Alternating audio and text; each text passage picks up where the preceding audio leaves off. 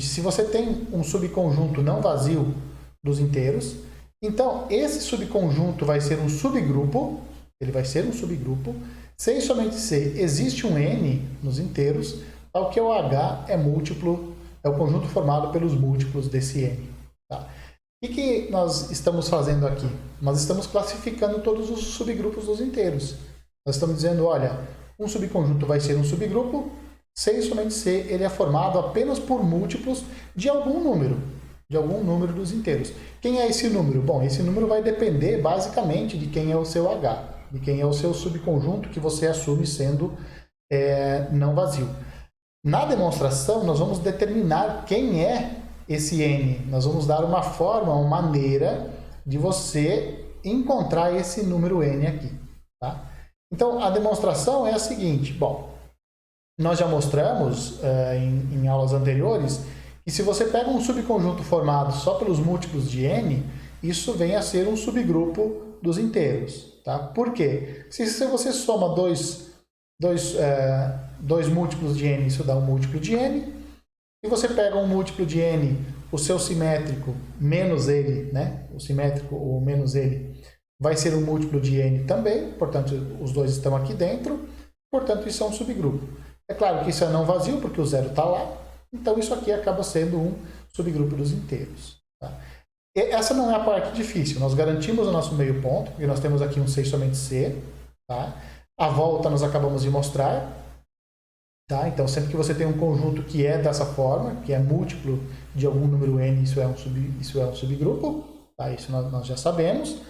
E agora nós temos que mostrar a ida. A ida fala o seguinte, se você tem um subgrupo dos inteiros, você vai ter que encontrar, mas você é capaz de encontrar um número n, tal que o H é formado pelos múltiplos de n. Tá? Então vamos lá. Vamos supor então que você tem um subgrupo de H, de um subgrupo dos inteiros, esse subgrupo a gente chamou de H. Se esse H for o zero, se você tiver uma sorte danada e já ter pego inicialmente o seu subgrupo como sendo um subgrupo que só tem o zero, bom, então esse subgrupo ele é gerado pelo zero. Só tem os múltiplos do zero lá dentro. Os múltiplos de zero são exatamente o zero. Né? Então agora, a questão é que você pode não ter essa sorte de sempre pegar o subgrupo nulo. Eventualmente você pode pegar um subgrupo que não seja só formado pelo zero, que tenha outros elementos lá dentro. Então vamos supor então, que o nosso subgrupo H ele é diferente do zero.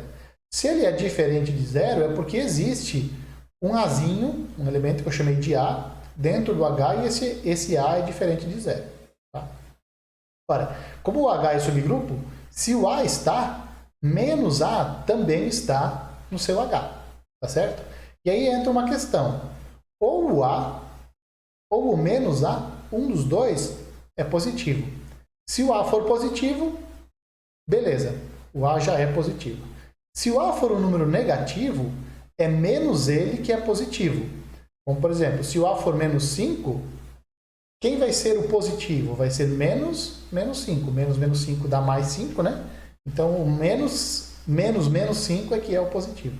Então, não tem jeito. Se você pega um subgrupo de H, diferente de zero, pelo menos um número inteiro em H é positivo. Pelo menos um. Tá?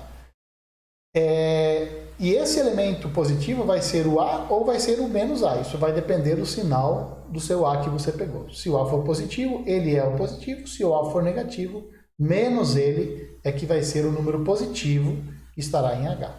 Tá certo? Então, o que você tem? Você tem que a coleção de todos os elementos de H que são positivos, isso é não vazio. Por quê? Porque nós acabamos de mostrar, se o seu subgrupo é diferente do zero, então um elemento positivo está lá dentro. Portanto, esse conjunto W só tem elementos de H que são positivos. Essa é a definição do conjunto W. Tá? Então, ele não pode ser vazio. Ora, aqui dentro só tem números inteiros positivos. Então, isso aqui você pode enxergar como um subconjunto dos naturais. Todo subconjunto não vazio dos naturais, ele possui um elemento mínimo. Isso chama-se princípio da boa ordem. Ou seja, existe lá dentro um número n, que é o mínimo desse W. Esse W, se você prestar atenção, ele não é subgrupo. Ele é só um subconjunto dos naturais. Por que ele não é subgrupo? Olha, porque aqui só tem números positivos. E num subgrupo dos inteiros, tem que ter números negativos também. Porque tem que ter o simétrico, todo número tem que ter o seu simétrico lá dentro. Então esse W, ele não é subgrupo, ele é só um subconjunto dos naturais. E é o que nós precisamos. É um subconjunto não vazio, portanto possui um elemento mínimo. Esse elemento mínimo nós vamos chamar ele de N. Tá? E aí vai ser esse N que vai ser o gerador do meu grupo, do meu subgrupo H, que eu tomei lá no começo. Ó. Peguei um subgrupo de Z. H é um subgrupo de Z. Tá? Então observe o seguinte, então nós vamos mostrar agora que o H, de fato, ele é formado pelos múltiplos de N. O que nós vamos fazer aqui? Como nós temos uma igualdade de conjuntos, nós vamos mostrar que, primeiro, ou tanto faz, nós vamos mostrar que o H está contido nos múltiplos de N, e depois nós vamos mostrar que os múltiplos de N estão contidos no H. Tá? Agora, olha só, como o N está em W, o N tem que estar no W. Por quê? Porque o N é o mínimo de W, é o elemento mínimo de W, então ele está lá dentro. Tá? Como o N está em W, e o W está contido no H, claro, porque no W só tem elementos de H, então ele está contido no H, então ele está contido em H e é diferente de vazio. Então eu tenho o N contido, o N pertencente a W, e o W contido em H. Moral da história, o N está no H. Tá? Agora, o H é subgrupo. O H é subgrupo. Então, todo múltiplo de N está no H. Justamente porque o H é um subgrupo. Né? E, portanto, o que eu tenho? Eu tenho que todos os múltiplos de N estão contidos, ou todos os múltiplos de N, eles pertencem ao H. E, portanto, eu tenho essa inclusão aqui. Essa inclusão já está feita. Então, agora nós temos que mostrar a inclusão contrária. Né? Nós temos que mostrar que o H está contido nos múltiplos de N. Então, vamos lá. Vamos pegar um Hzinho, um elemento qualquer que está em H. Pelo algoritmo da divisão, você pode pegar esse H, você pode dividir ele pelo N, isso vai te produzir um certo quociente, que eu chamei de Q, e um certo resto. O bom do algoritmo da divisão é que sobre o resto você tem controle. O quociente você não sabe quem que é. Você não sabe, você não tem controle sobre o quociente. Mas sobre o resto você tem controle. O resto ele é um número maior ou igual a zero e estritamente menor do que o N. Tá? Lembrando que o N aqui é o divisor, né? O H é o dividendo, o N é o divisor, o Q é o quociente e o R é o resto. Tá certo? Bom, pode acontecer duas coisas. O R ser igual a zero, porque o R é maior ou igual a zero. Então ele pode ser igual a zero ou diferente de zero. O que acontece se o R for diferente de zero? Vamos supor que o R é diferente de zero. Então, o R é um número positivo, ele é maior ou igual a zero, e ele é menor do que o N. Lembra quem é o N? N é o mínimo de W. Certo? Então, olha só. Se eu chegar aqui nessa equação, H igual a NQ mais R, se eu isolar o R, eu vou ter isso daqui, ó. H menos NQ. Isso é um elemento de H. Por que isso é um elemento de H? Vamos pensar. O Hzinho já nasceu no H. Já nasceu dentro do H. Então, ele pertence ao H. O N, ele é um elemento de H. Já mostramos isso aqui em cima. Então, qualquer múltiplo de N também está em H. Portanto, esse múltiplo de N aqui, ele também está no H. H é subgrupo.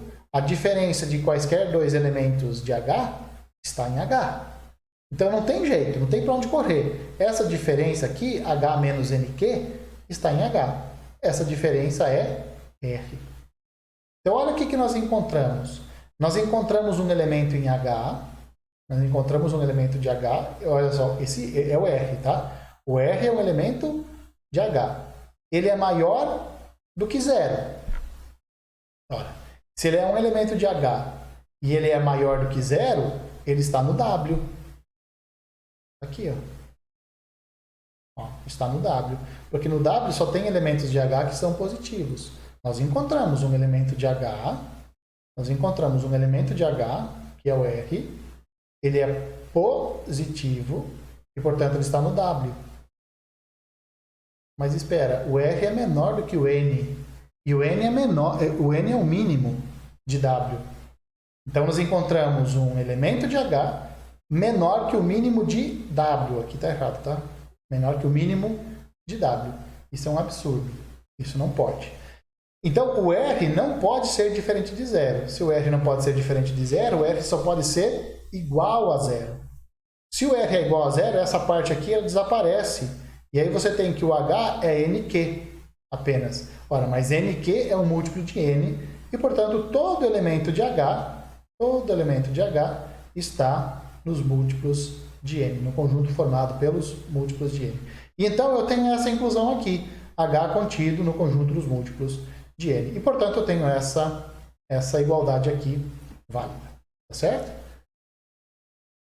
Então, agora, se eu te dou um subgrupo de H, você pode ter certeza, ele é gerado por alguém. E ele é gerado por quem? Pelo menor número positivo que está dentro do H. A menos que o H seja zero, né? Se o H for só o conjunto formado pelo zero, então o H vai ser gerado pelo zero. Fora isso, ele é gerado pelo menor número positivo que está dentro do H. Foi isso que nós acabamos de mostrar aqui.